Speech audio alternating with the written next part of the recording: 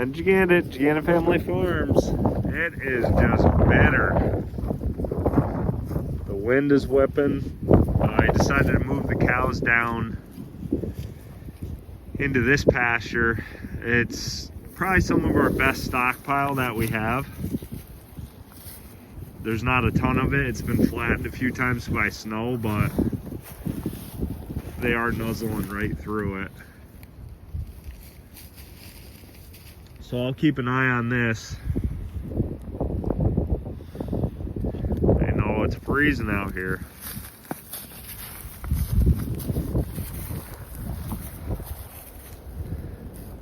Feel bad for her, how windy it is too. They're keeping their condition really well though. Got a heavy winter coat on her.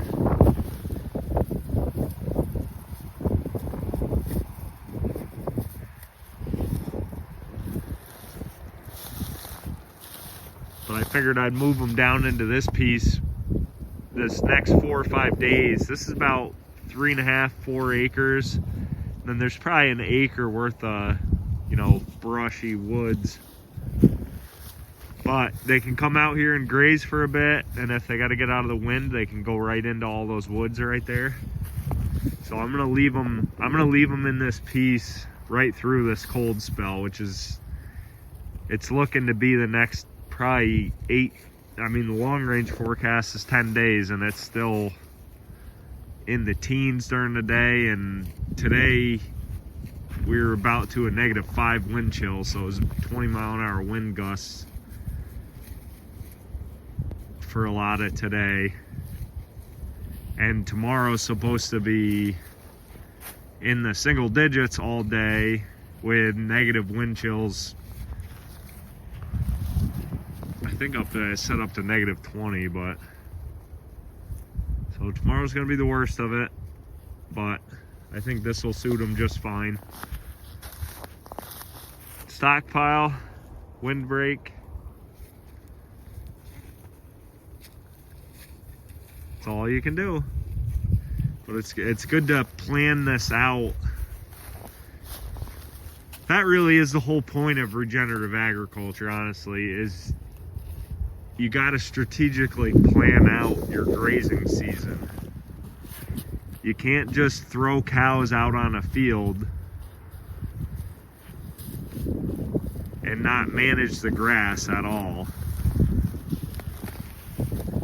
I grew up around here, and my grandfather, it was always set stock. You just have a small field, an acre or two, and you throw a few horses and a few cows out on it, and that's where they live, that's where they stay, and then the rest of the farm is do hay on the whole thing all the time.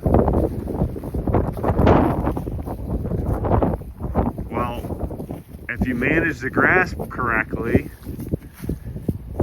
you can leave your hay standing out in the field for when you need it, instead of spending all the time and labor harvesting forage all summer long. You can just plan out their grazing.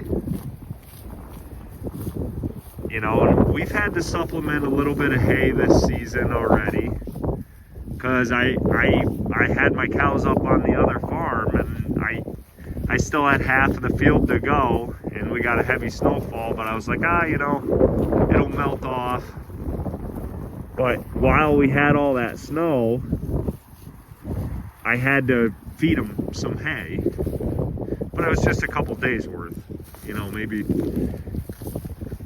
maybe 5 or 6 round bales, something like that. And then I was able to graze for a while. And now we're getting a cold snap.